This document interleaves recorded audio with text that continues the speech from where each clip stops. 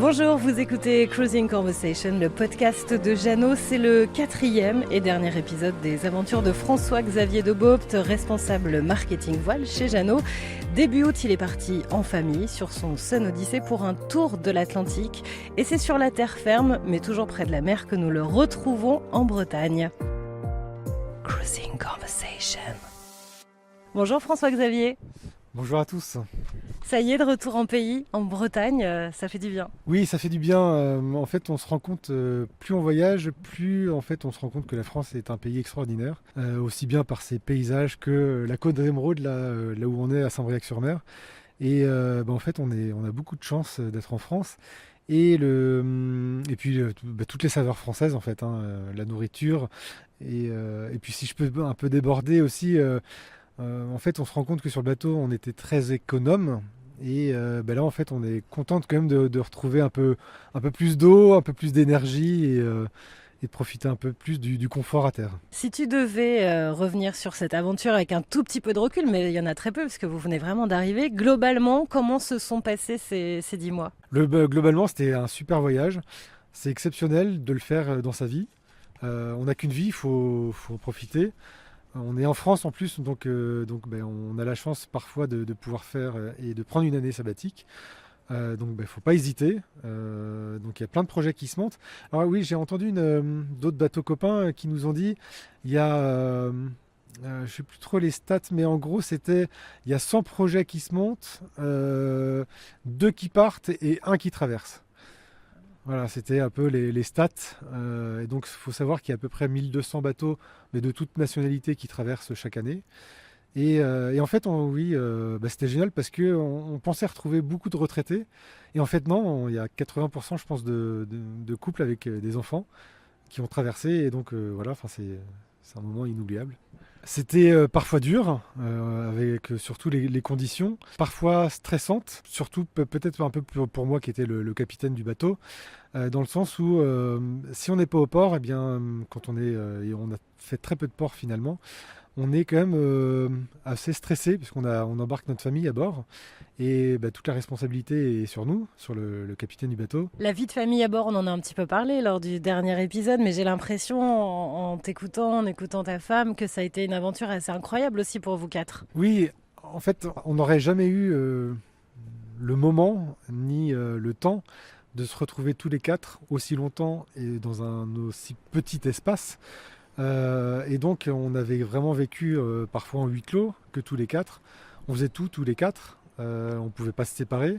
Et je pense que c'est ça en fait qu'on retient vraiment du voyage. C'est le fait d'avoir vécu tous les 4 ensemble 24 heures sur 24, 7 jours sur 7 pendant 10 mois. À aucun moment vous êtes dit mais qu'est-ce qu'on fait là ? Pourquoi ? On va jamais y arriver, on va s'engueuler, ça va être compliqué, les filles vont en avoir marre. Non, il n'y a jamais eu c'est 10 mois quand même, hein, c'est long. Alors j'avais peut-être un peu trop vendu du rêve à Marie, parce qu'on avait fait 3 semaines de croisière où on avait loué des bateaux en Croatie et dans les îles éoliennes où on n'avait pas eu beaucoup de vent et donc des conditions de mer très calmes. Et donc peut-être qu'elle elle s'était dit tiens pendant 10 mois ça va être ça. Non, on a quand même eu des conditions qui étaient parfois dures, surtout au départ, où on a eu entre autres 3 jours de près où le bateau a tapé pendant vraiment 3 jours mais d'affilée. Donc on voit les heures défiler et le bateau qui tape. À part ces 3 jours-là, cool. Parce que faire le tour de l'Atlantique, c'est plutôt cool si on regarde bien la météo et si on prend les bonnes fenêtres. Voilà. Et puis si on connaît bien son bateau aussi.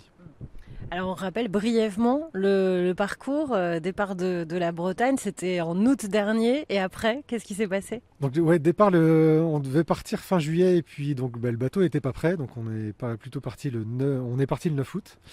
Et le bateau n'était pas prêt et en même temps il y avait une fenêtre météo qui n'était pas idéale, donc c'est pour ça qu'on a décalé. Donc ensuite en fait on a directement, en fait on avait hésité à longer le Portugal pour vraiment faire du rascaillou pour éviter les orques. Et donc en fait nous on a pris l'autre décision, c'est de naviguer au large, donc à plus de 120 000 nautiques de l'Espagne et du Portugal. Et c'est pour ça qu'on a mis 13 jours pour aller à Madère. Donc c'était une première vraie grosse navigation. Et avec toutes les conditions peut-être les pires qu'on ait rencontrées, avec du près, un peu de tout. On a rencontré peut-être 3 mètres de creux et 30 nœuds de vent. Là c'était dur, surtout que c'était le début. Donc voilà, on s'est amariné. Après on a eu des moments incroyables pendant cette première traversée aussi.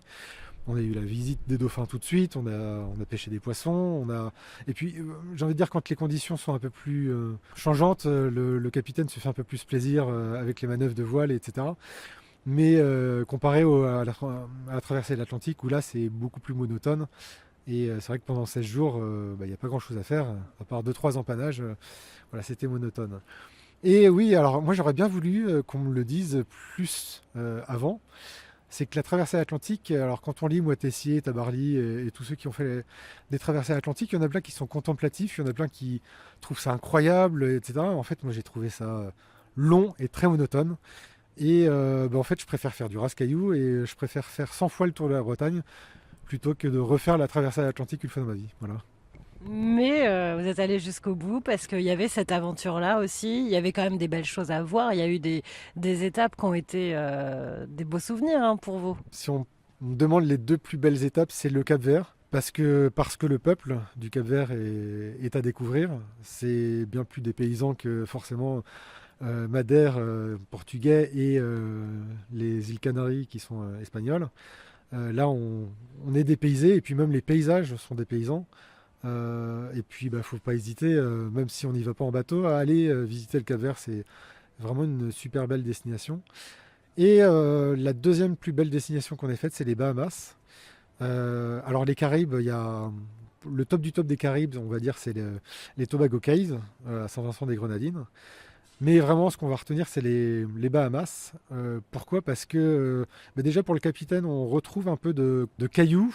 Il n'y a pas beaucoup de fond. Il n'y a pas beaucoup de marnage, mais beaucoup de courant. Donc là, on est obligé de réapprendre à naviguer avec les courants, avec le soleil aussi, pour voir les cailloux qui ne sont pas indiqués forcément sur les cartes Navionics. En Bretagne, les cartes Navionics sont parfaites. Aux Bahamas, c'est les cartes Navionics qui sont les meilleures, mais il y a peut-être un rocher sur 3 qui est indiqué. Donc il faut naviguer de jour parfois et que de jour. Il faut réapprendre, par exemple, moi, j'avais jamais fait de mouillage bahaméen. Donc c'est avec 2 ancres, et donc comme à chaque renverse, le bateau se renverse avec les courants, et bien là en fait ça permet que le bateau ne bouge pas lui-même et que il tire sur une ancre d'un côté marée montante et sur l'autre marée descendante.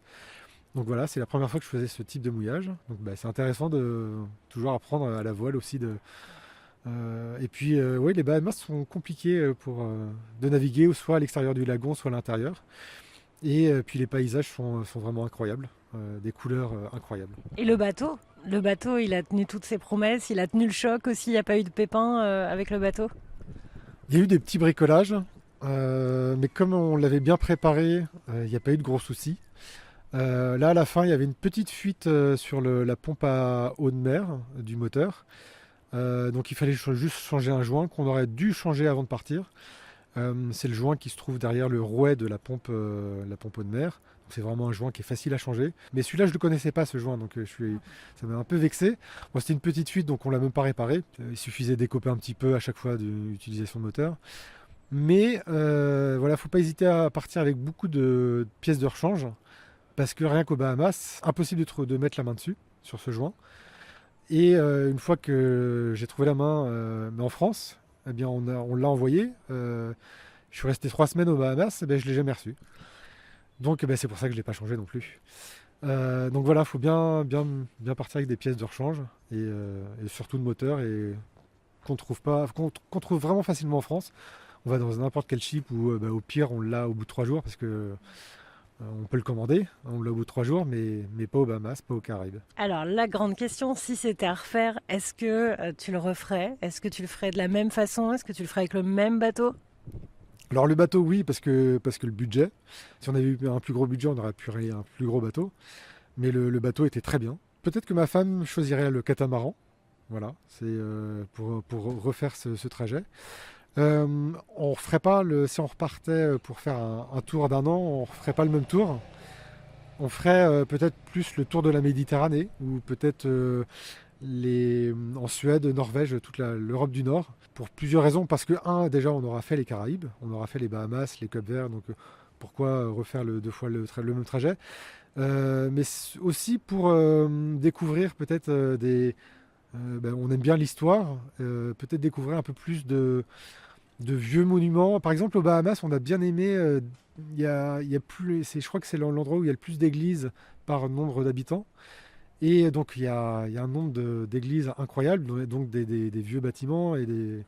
Et donc, on aime bien l'histoire et la culture. Et donc, le tour de la Méditerranée, je pense qu'on peut y passer sa vie. Peut-être un dernier conseil pour ceux qui y réfléchissent en ce moment, qui se posent la question et pourquoi pas. Alors, je vais reprendre ce que j'avais dit à un autre moment, mais c'est bien préparer son bateau. Il faut qu'il flotte, donc bien vérifier les passe-coques. Le moteur, parce que sans moteur, au final, on peut pas naviguer à la voile. C'est important le moteur, c'est très important comme élément. Bien changer tout ce qui est courant, donc les cordes, les boots, toutes les drisses, etc. Les voiles, par exemple, la grand voile, on aurait pu la changer avant de partir. Là, je pense qu'elle est rincée et je pense qu'elle est bien pour faire des transats maintenant ou des poufs. Et alors maintenant, il faut faire quoi? L'album photo, ranger tout ça, repartir sur une vie normale? À côté du podcast, on avait aussi un blog qu'on alimentait presque tous les jours, qui était dédié surtout à la famille. Comme ça, ils ont pu nous suivre avec des photos et du texte. Parce que parfois, on n'avait pas forcément ni le temps, ni les moments, ni la connexion aussi pour appeler tout le monde et envoyer des photos. Et vraiment, tous ceux qui nous suivaient en fait attendaient vraiment l'article du jour. Donc ça, c'était marrant. Et puis en plus, ils pouvaient nous envoyer des commentaires. Et donc on va transformer notre blog en livre. Et je travaille dessus actuellement pour avoir notre livre. On va, je pense, avoir 3 tomes, donc de 400 pages, avec toutes les photos et le texte. Donc ça va être un beau souvenir. Et un beau souvenir aussi pour les enfants, parce que là, elles étaient petites, elles ne se sont peut-être pas forcément rendues compte de tout ça, mais quand elles vont pouvoir les lire, ces livres, ça va être assez incroyable pour elles. Oui, et puis ça va leur permettre peut-être de conserver leur petite mémoire aujourd'hui, parce que c'est rare qu'on retienne quelque chose avant 4 ans.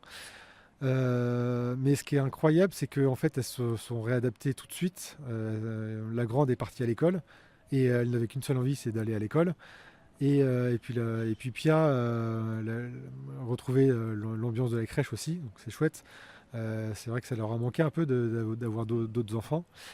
Et puis nous aussi, en fait, on a l'impression quand on se remémore avant notre départ, on a l'impression que c'était hier. Et quand on se remémore le Cap-Vert, on a l'impression que c'était il y a très longtemps.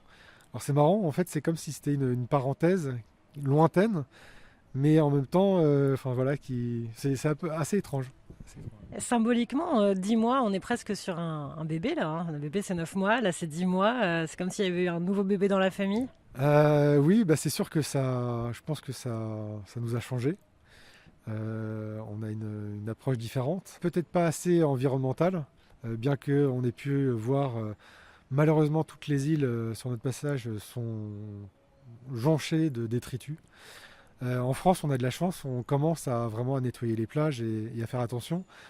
Là-bas, c'est pas encore, mais en même temps, ils ont d'autres préoccupations et d'autres priorités. Bien qu'avec d'autres bateaux, on ait pu parfois nettoyer les plages sur lesquelles on allait. Mais il y a beaucoup de travail et ils sont pas prêts à faire tout ça, même eux, les locaux sur place. Mais après, on ne peut pas leur en vouloir, ils ont d'autres priorités. Mais ça va être compliqué de changer nos mentalités pour le futur. Et Frimousse, comment il va? Il est où? Il devient quoi? C'est quoi la suite pour lui? Alors Frimousse va bien. Il a reçu un petit carénage, il est à sec. Il est prêt à vendre. Donc on a débarrassé toutes nos affaires. On l'a remis au propre. Petite révision moteur. Donc il est prêt à recevoir son nouvel acquéreur pour cet été en plus, donc c'est idéal pour quelqu'un qui voudra naviguer. Et on espère que comme il est bien équipé et hauturier, que ce sera une autre famille qui le prendra pour refaire un tour de l'Atlantique ou un autre tour. Merci François-Xavier de nous avoir fait partager cette aventure extraordinaire et merci surtout à tous de nous avoir suivis sur Cruising Conversation, le podcast de Jeannot.